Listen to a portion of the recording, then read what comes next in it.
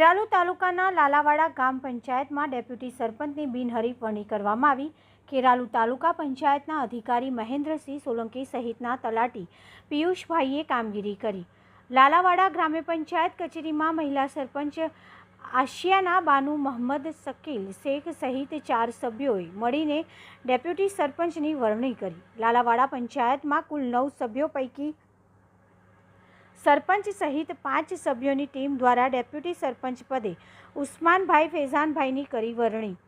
શેખ ઉસ્માનભાઈ ફેઝાનભાઈ ઉર્ફે જીણુભાઈની બિનહરીફ વરણી કરતા સભ્યો સહિત ગામમાં આનંદની લાગણી।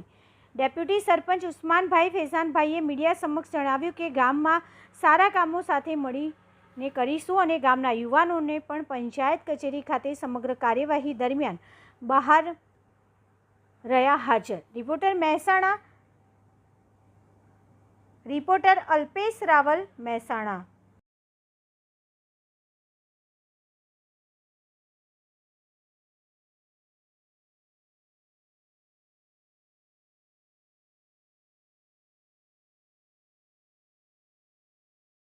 શેખ ઉસ્માનભાઈ ફેઝ મોહમ્મદ।